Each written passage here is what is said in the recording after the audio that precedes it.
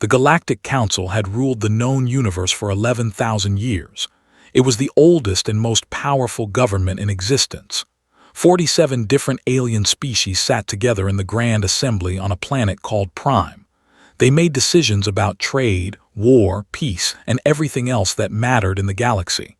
Their word was law. Their power was absolute. No one questioned their authority.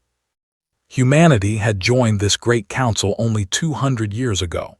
In the eyes of the ancient species, this made them bobbies, children who had barely learned to walk among the stars.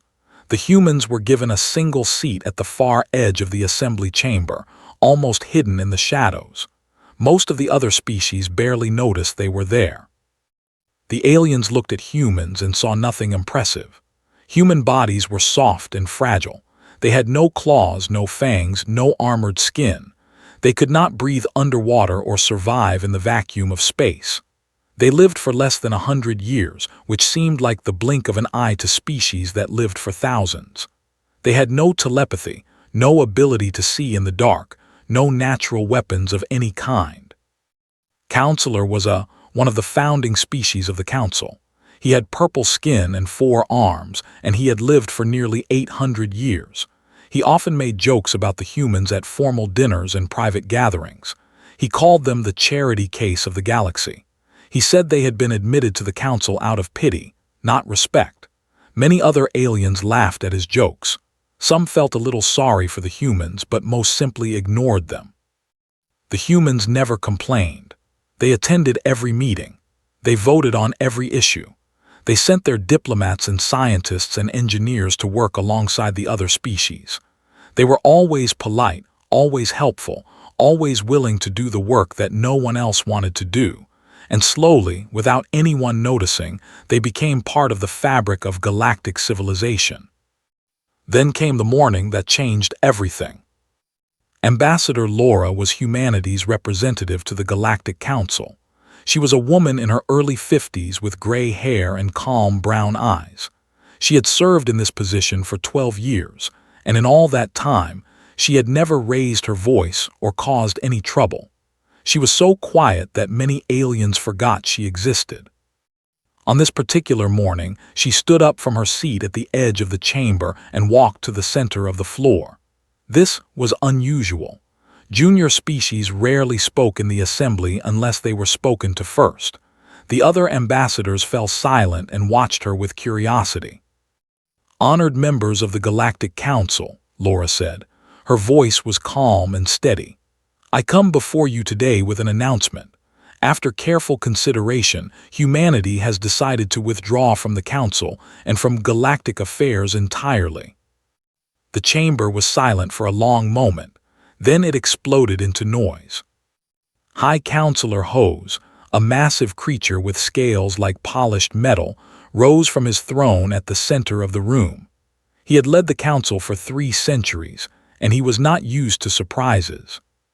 "What is the meaning of this?" he demanded. "You cannot simply leave. There are treaties, obligations, agreements that bind your species to this council." Laura smiled politely. "We have reviewed those agreements carefully. There is nothing in them that prevents a species from withdrawing voluntarily. We are exercising that right." "But why?" asked Ambassador Oss, a younger who had always treated the humans with more respect than his colleagues. "Have we offended you in some way? Is there a grievance we can address?" "No grievance," replied. "We simply feel that our presence here is no longer necessary or wanted. We wish to pursue our own path among the stars. We thank you for your hospitality over the past 2 centuries, and we wish you all the best in the future." Counselor laughed out loud. "Let them go," he said, waving one of his 4 hands dismissively. "What do we lose? A species that contributes nothing. They have no great fleets, no valuable resources, no special abilities. The galaxy will not even notice they are gone." Several other aliens nodded in agreement. A few looked uncomfortable, but no one spoke up to defend the humans. Laura looked at for a long moment. There was something in her eyes that he did not understand. It might have been sadness. It might have been pity. Then she turned and walked out of the chamber without another word. Within 6 standard months, humanity was gone. It happened faster than anyone expected. Human colonies on distant worlds packed up and left. Human scientists resigned from research stations. Human engineers quit their jobs on space stations and took their families with them. Human traders closed their businesses and sold their ships. Human diplomats said their goodbyes and disappeared. They did not go far. They simply moved beyond the borders of Council space into the vast unexplored regions known as the Outer Rim. No one knew exactly where they went. No one cared enough to find out. The Council celebrated their departure. Counselor hosted a grand party in his private residence on Prime. He served expensive wines and rare delicacies from a dozen worlds. He gave a speech about how the galaxy was better off without the humans cluttering up the assembly. They were an embarrassment, he declared, raising his glass. A reminder of how low the Council had sunk in admitting such a primitive species. Now we can return to the proper order of things, the true powers of the galaxy, ruling as we were meant to rule. The guests applauded and drank to his words. In the following weeks, the Council returned to business as usual. Trade agreements were negotiated. Border disputes were settled. Scientific expeditions were launched. The empty chair at the edge of the assembly gathered dust, and eventually someone moved it into storage. No one wanted to look at it anymore. Life went on. The galaxy turned. The ancient species continued their endless dance of politics and power. But something had changed, something small and quiet and invisible, like a crack in the foundation of a great building, like a tiny hole in the hull of a mighty ship. No one noticed it at first. No one understood what it meant. The humans had been doing more than anyone realized, and without them, things were about to fall apart. Far beyond the Outer Rim, on a green world circling a yellow sun, Laura stood on a balcony and looked up at the stars. She thought about the Council and the aliens who had dismissed her people for 200 years. She thought about all the work humans had done, all the problems they had solved, all the lives they had saved. She thought about what would happen when the Council finally understood what they had lost. "They will come looking for us," said a voice behind her. It was her husband, a retired engineer named. He put his arm around her shoulders. "Yes," Laura said quietly, "they will. And when they do—" She was silent for a long moment. Then she smiled and there was steel in her eyes. "When they do, we will be ready." The first sign of trouble came 3 months after the humans left. It started so small that no one noticed it at first. A cargo ship arrived at its destination 2 days late. Then another ship got lost for a week. Then a whole fleet of trading vessels ended up on the wrong side of the galaxy, confused and frightened, with no idea how they had gotten there. The Trade Federation was the first to investigate. There were a species of tall, thin beings with silver skin and 6 eyes. They had controlled the major trade routes for thousands of years. Their ships carried goods between 100 different worlds, and their schedules had always been perfect. Now those schedules were falling apart. A young technician named X was assigned to find the problem. She was clever and she had a talent for understanding complex systems. She spent weeks digging through code and checking equipment. What she found made no sense to her at first. The navigation systems that guided every ship in the galaxy were very old. They had been designed thousands of years ago by a species called the They had been brilliant engineers, but they had gone extinct long before humanity even existed. Their code was still running, but it had become unstable over time. Errors had crept in. Bugs had. The whole system was slowly falling apart. "This should have collapsed centuries ago," X told her supervisor. "The code is ancient. It was never meant to run this long without maintenance." "Then why did it keep working?" her supervisor asked. X showed him what she had found. Hidden in the system logs were thousands of small repairs, patches and fixes and updates, all made quietly over the past 200 years. Someone had been maintaining the old code, keeping it running, preventing it from breaking down. The signature on every repair was the same, a human engineer named Marsh. No one in the Trade Federation had ever heard of Marsh. He had worked in a tiny office on a forgotten space station called 7. His salary had been barely enough to live on. His supervisors had ignored him. His had not known his name. But his notes, recovered from an abandoned computer terminal, told a different story. Marsh had spent 20 years of his life fixing the navigation system. He had worked nights and weekends. He had skipped vacations. He had taught himself programming languages that had been dead for, just so he could understand the code well enough to repair it. He had never asked for a promotion. He had never asked for recognition. He had simply seen a problem and decided to fix it. Now he was gone, and the navigation system was dying. X reported her findings to the Galactic Council. High Counselor Hose listened in disbelief. "One human was holding our entire trade network together," he asked. "Not just one human," X replied. "I have found similar patterns in other systems.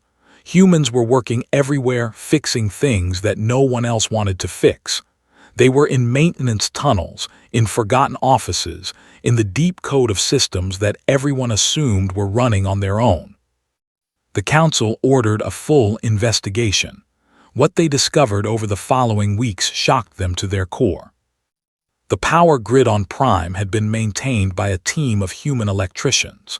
The water purification plants on the had been run by human engineers.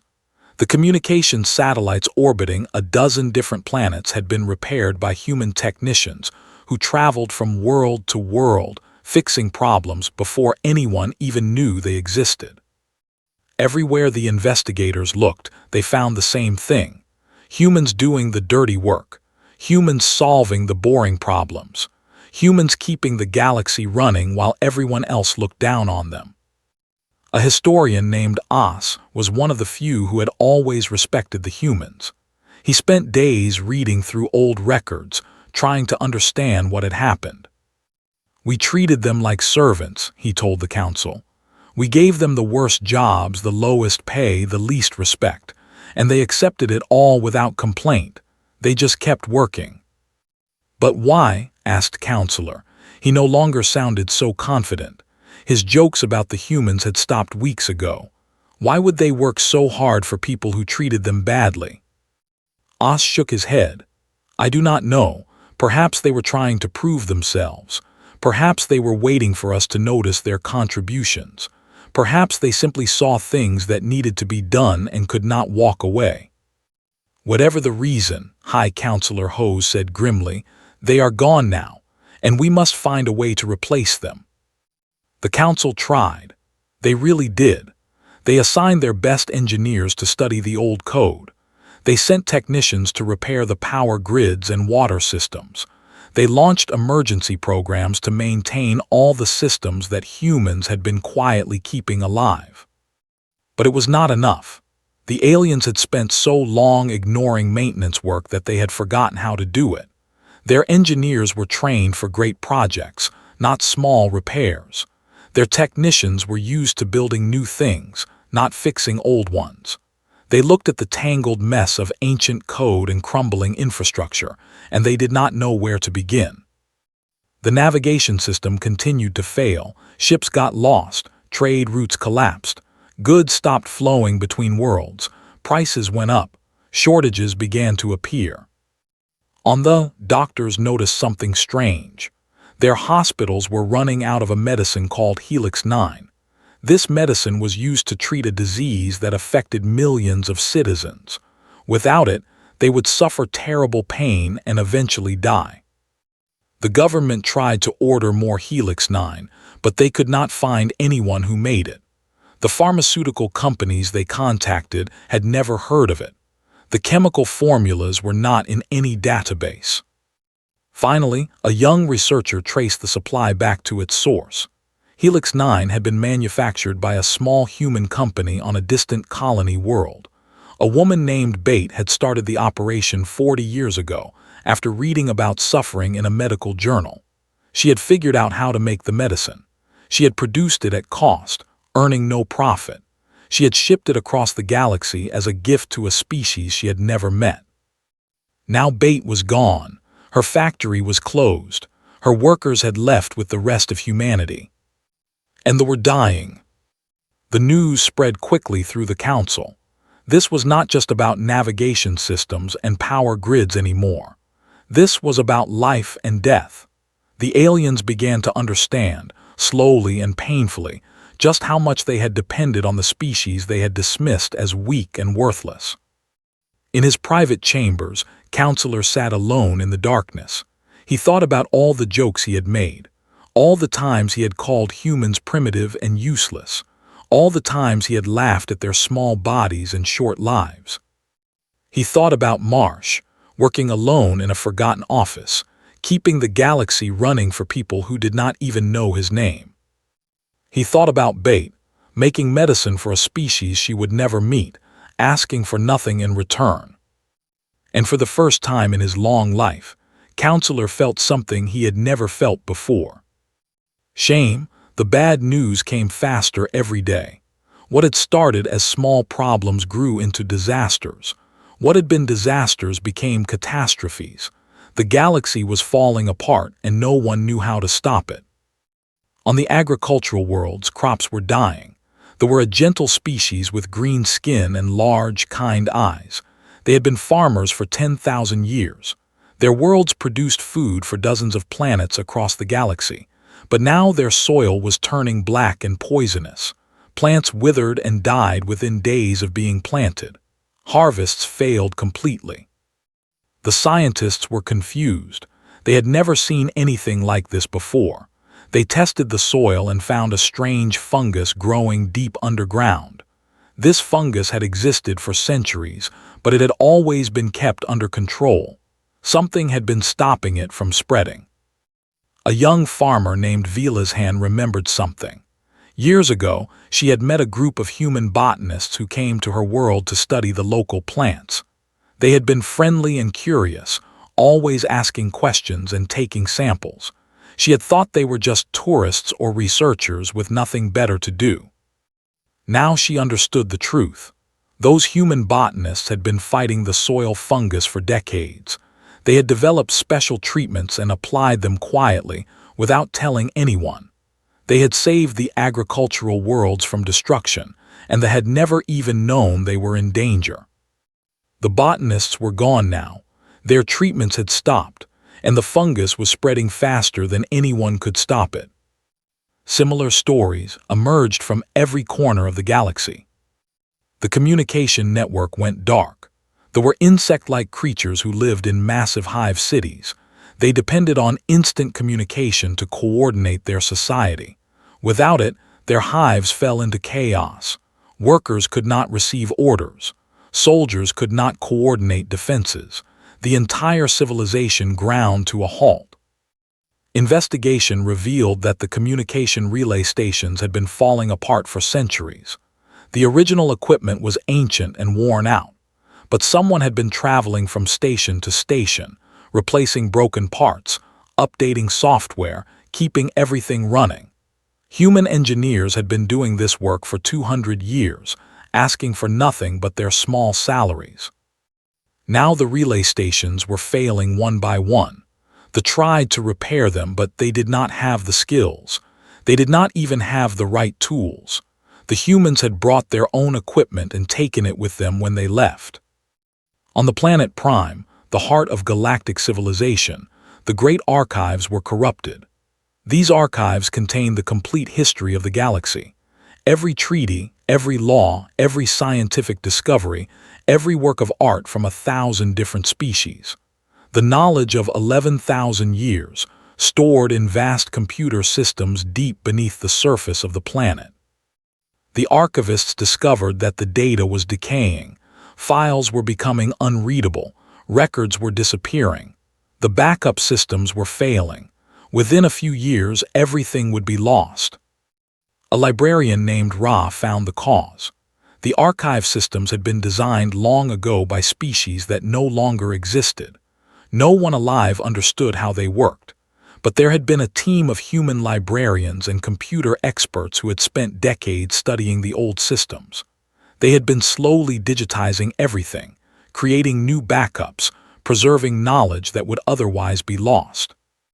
They had worked in the basement levels of the archives, far from the beautiful halls where important visitors walked. No one had paid attention to them. No one had thanked them for their work. Now they were gone, and the knowledge of the galaxy was dying with them. Admiral X was the commander of the unified fleet, the military force that protected the Council. He was a warrior from a species of giant reptiles, and he had spent his life preparing for war. But the enemy he now faced was not one he could fight with ships and soldiers. He called an emergency meeting of the Council. The great chamber was full, but the mood was dark. The celebrating and laughing that had followed the human departure was long forgotten. Now there was only fear. "We are facing a cascade failure," Admiral X announced. His deep voice echoed through the silent room. "Every system we depend on is connected to every other system. When one fails, it puts pressure on the others. When those fail, more systems collapse. It is like a chain reaction, and we cannot stop it." High Counselor Hose looked older than he had a few months ago. The scales on his face seemed duller, and his eyes were tired. "How bad will it get?" he asked. "I do not know," X admitted. "We have already lost the navigation network, the medical supply, the harvests, and the communications. More failures are reported every day. At this rate, galactic civilization as we know it could collapse within 10 years. The chamber erupted in panicked voices. Ambassadors shouted at each other. Some demanded action. Others blamed their rivals. A few simply sat in shock, unable to believe what was happening. Counselor rose slowly from his seat. The room fell silent. Everyone expected him to make a joke, to dismiss the problem, to tell them everything would be fine. He had always been the voice of confidence and pride. But his face was pale, and his hands were shaking. "I owe the humans an apology," he said quietly. "I spent 2 centuries mocking them. I called them weak and useless. I celebrated when they left." He paused and took a deep breath. "I was a fool. We all were." No one disagreed with him. Ambassador Oz stood up. He was one of the few who had tried to treat humans with respect. Now he felt the weight of what his people had done. "We must find the humans," he said. "We must ask them to come back. There is no other way." "Will they come?" someone asked. "After how we treated them?" Oz did not have an answer. He remembered the look in Laura's eyes when she left the assembly, the calm sadness, the quiet dignity. She had known, even then, what would happen. She had tried to tell them in her own way, but no one had listened. "We have to try," he said. "We have no choice." High Counselor Hose nodded slowly. "Very well, prepare a diplomatic mission. Find the humans, bring them back." He looked around the chamber at the frightened faces of 47 species. "And pray that they are willing to forgive us." Far beyond the outer rim, in the human territories, Laura received reports of the chaos spreading through Council space. She read about the dying, the starving, the silent hives. She read about the ships getting lost, the archives corrupting, the systems failing one after another. She felt no joy in their suffering. She had never wanted anyone to be hurt, but she had known this would happen. She had warned the Council many times in many ways. They had never listened. Now they would have to learn the hard way. "A diplomatic ship has crossed into our territory," her aide reported. "They are requesting permission to land." Laura closed her eyes for a moment. She thought about her people, all the humans who had worked so hard for so long, only to be dismissed and ignored. All the marshes and bait who had given everything and received nothing in return. "Let them come," she said finally. "It is time we had a conversation." The diplomatic ship was small and old. It had been chosen carefully. The Council did not want to seem threatening or proud. They wanted to look humble. They wanted to show the humans that things had changed. Ambassador Oz stood at the front of the delegation. He had volunteered for this mission because he believed in it. He had always felt uncomfortable with how his people treated the humans. Now he had a chance to make things right. The ship crossed through the outer rim and into unknown space. The star charts they had did not cover this region. No one from the council had ever explored it, but the humans had been busy in the months since their departure. Navigation beacons guided the ship through asteroid fields and around dangerous nebulas. Defense platforms watched them pass. Communication satellites tracked their movements. In just a few months, the humans had built the beginning of a new civilization. The delegation landed on a planet called New Haven. It was a beautiful world with blue oceans and green forests. The air was clean and fresh. Cities were being built in the valleys, and farms were being planted on the hillsides. Everywhere Os looked, he saw humans working together with energy and hope. A young woman met them at the landing pad. She wore a simple uniform and had a friendly smile. "Welcome to New Haven," she said. "I am Captain Amy Grant. I will escort you to the governing council." Os bowed his head politely. "Thank you. We are grateful for your hospitality." Captain Grant led them through the streets of the capital city. It was still under construction, but it was already impressive. The buildings were not as grand as those on Prime, but they were solid and practical. People stopped to watch the aliens pass. Some looked curious. Some looked angry. None of them bowed or showed the kind of respect that the council was used to receiving. The governing council met in a simple building at the center of the city. There were no golden decorations, no towering statues, no symbols of ancient power. Just a plain room with a long table and chairs. Laura sat at the head of the table. She looked the same as she had on the day she left the assembly. Calm, patient, watchful. Next to her sat a man named Chris Dalton, who had been appointed Minister of External Affairs. There were others too, representatives of different human colonies and organizations. Os bowed deeply. "Prime Minister, I come on behalf of the Galactic Council. I bring a message of apology and a request for help." Laura gestured for him to sit. "We know why you are here, Ambassador. We have been watching the situation in Council space. The failures, the deaths, the chaos." "Then you know how desperate we are," Os said.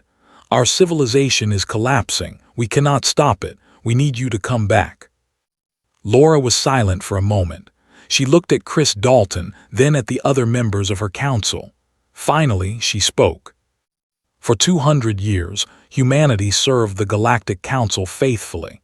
We asked for nothing but fair treatment and basic respect. We did not receive either one." Os lowered his head. "I know, and I am sorry." "You personally were one of the few who treated us well," Laura acknowledged. "But you were the exception, not the rule. Most of the council looked at us and saw servants at best, insects at worst. They laughed at our short lives and fragile bodies. They gave us the worst jobs and the lowest pay. They ignored our contributions and dismissed our concerns."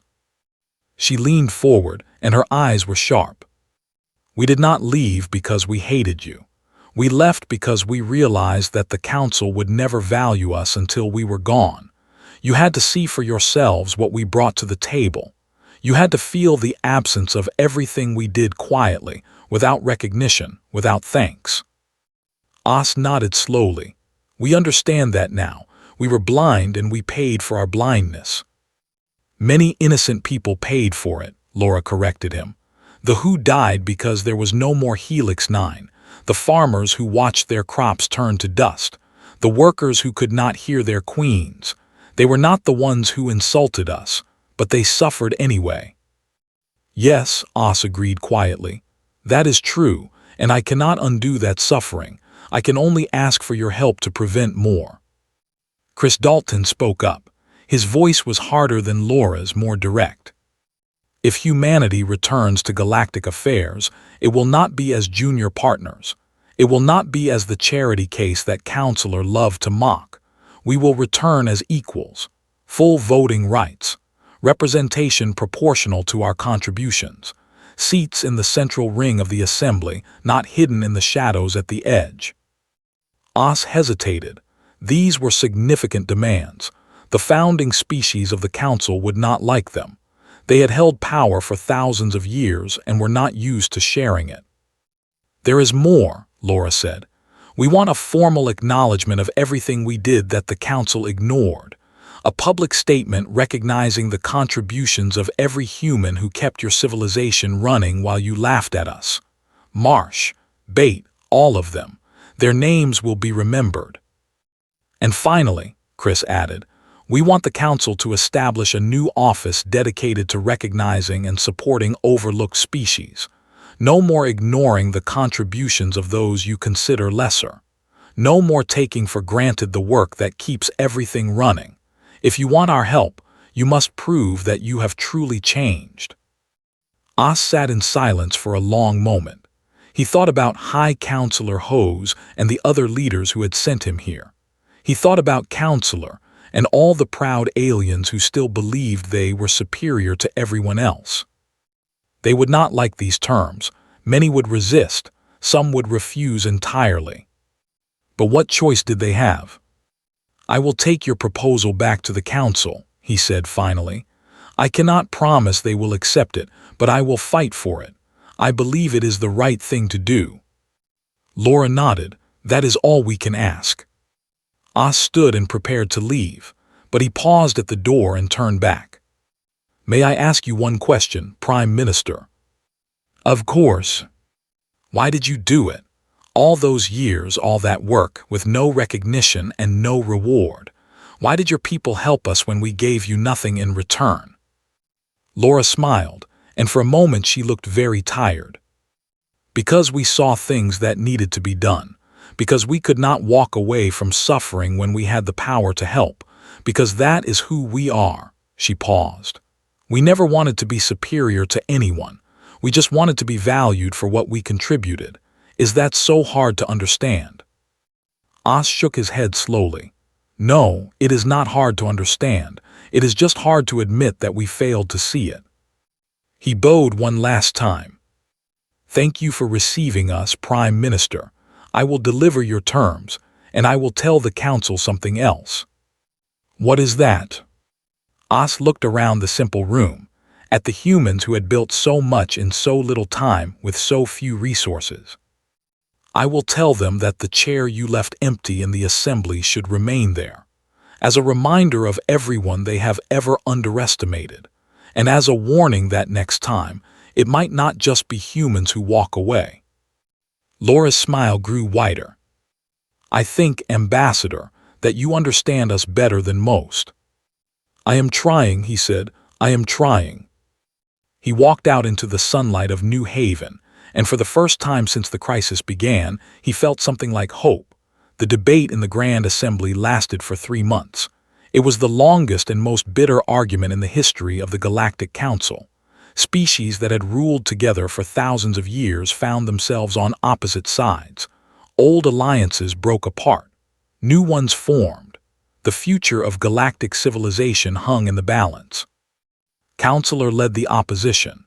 He stood before the assembly and argued that accepting humanity's terms would be a betrayal of everything the council stood for. "We are the founding species," he declared. "We built this civilization when humans were still living in caves on their primitive world. They cannot demand equality with us. It is an insult to our history and our honor." Many agreed with him. The pride of the ancient species ran deep. They had looked down on younger races for so long that they could not imagine treating them as equals. But Ambassador Os argued back. He described what he had seen on New Haven, the energy of the humans, their hope and determination, the civilization they were building from nothing. "They do not need us," he warned the council. "They proved that by leaving. They can survive on their own. The question is whether we can survive without them." High Counselor Hose listened to both sides in silence. He had ruled the council for 3 centuries, and he knew when the tide of history was turning. The old ways were dying. The galaxy was changing, and those who refused to change would be left behind. While the council debated, the crisis continued to grow. The death toll passed 10 million. Hospitals were overwhelmed. Families watched their loved ones die slowly and painfully, knowing there was no medicine to save them. The communication network went completely dark. Their great hive cities fell into chaos. Without coordination, their society began to collapse. Workers wandered aimlessly. Soldiers fought among themselves. The queen screamed orders that no one could hear. The harvests failed completely. Famine spread across 8 worlds. Millions went hungry. Food riots broke out in cities that had known peace for centuries. And still the council argued. One by one, the holdouts began to change their minds. They watched their people suffer and die, and they realized that pride was not worth this price. They swallowed their objections and voted to accept humanity's terms. Counselor held out longer than most. He could not bear to admit that he had been wrong. He could not face the shame of bowing to a species he had mocked for 200 years. But when reports came of children dying on something broke inside him. He stood before the assembly one final time. "I have been a fool," he said. His voice was quiet and broken. "I let my pride blind me to the truth. I laughed at humans while they saved our lives. I celebrated when they left while our civilization fell apart." He paused and looked around the chamber at his fellow aliens. "I was wrong, and I am sorry." He cast his vote in favor of humanity's return. The final tally was unanimous. Every species, every ambassador, every voice in the assembly agreed. Humanity would be welcomed back as equals. A message was sent to New Haven. The council accepted all terms. They were ready to make things right. The ceremony of humanity's return was unlike anything the galaxy had ever seen. The Grand Assembly was packed with representatives from every species. The galleries were filled with observers and journalists. The whole galaxy was watching. Laura walked into the chamber at the head of a human delegation. She wore a simple dark suit, nothing fancy or decorated. But she carried herself with a quiet dignity that made everyone fall silent. Behind her came Chris Dalton and a dozen other human leaders. Scientists, engineers, doctors, diplomats, people who had spent their lives helping others without asking for recognition. Now, finally, they were receiving the respect they deserved. Laura walked to the center of the chamber, to a seat in the central ring among the founding species. No human had ever sat there before. She paused for a moment and looked around at the faces watching her. Then she sat down. High Counselor Hose rose from his throne. His voice echoed through the silent room. "We have learned a painful lesson," he said. "The strength of a civilization is not measured by the power of its weapons or the size of its fleet. It is not measured by the age of its history or the pride of its people. It is measured by the quiet workers who hold everything together, the ones who fix what is broken, the ones who help without being asked, the ones who see suffering and cannot walk away." He turned to face Laura directly. "For 200 years, humanity did this for us. They asked for nothing but fair treatment. We gave them nothing but contempt. They left, and we learned what we had lost." His voice grew stronger. "We will not make the same mistake again. From this day forward, humanity stands as a pillar of the Galactic Council. Not because of what you can do for us, but because of who you are. Not because we need your help, but because we are honored to have you among us." The chamber erupted in applause. Aliens who had once laughed at humans now stood and cheered for them. It was a moment that would be remembered for generations. Laura smiled and nodded graciously, but there was steel behind her eyes. She had seen how quickly gratitude could turn to contempt. She knew that some of these aliens were only applauding because they had no choice. She knew the council would need watching. But for now, she allowed herself a moment of hope. After the ceremony, Laura stood at a window overlooking the great city of Prime. Chris Dalton joined her. "They are already asking for our help," he said. "They want us to restart the Helix 9 production. They want our botanists to save their soil. They want our engineers to fix their communications. Laura nodded. We will help them, that is what we do. But this time we will be recognized for it, Chris said. This time they will know our names. Yes, Laura agreed, this time. They were quiet for a moment, watching the stars begin to appear in the darkening sky. What happens now? Chris asked. Laura thought about all the work ahead, rebuilding systems, training new workers, teaching the ancient species how to maintain their own civilization instead of relying on others. It would take years, maybe decades. But there was something else on her mind, too. Somewhere out there, she said softly, there are other young species that are being overlooked and dismissed, just like we were, species that are doing important work and getting no credit for it, species that might one day reach their breaking point and walk away. She turned to Chris. We are going to find them. We are going to make sure they are valued before it is too late. We are going to build a galaxy where no one is treated the way we were treated. Chris smiled. That sounds like a lot of work. It is, Laura agreed, but we are humans, work is what we do. She looked back out at the stars. Somewhere beyond those distant lights, the future was waiting. A future where every species, no matter how small or young or different, would be recognized for what they contributed. Humanity had proven something important, not just to the galaxy, but to themselves. They were not the weakest species in the cosmos. They were the ones who cared enough to do the work no one else would do, and that made them irreplaceable. The empty chair at the edge of the assembly was put back in its place, not because anyone would sit in it, but as a reminder of what happens when you underestimate the quiet ones, a reminder that kindness and hard work are worth more than pride and ancient history. A reminder that sometimes, the ones who ask for nothing are the ones who give the most. Laura watched the stars and smiled. Humanity was home, and they were just getting started.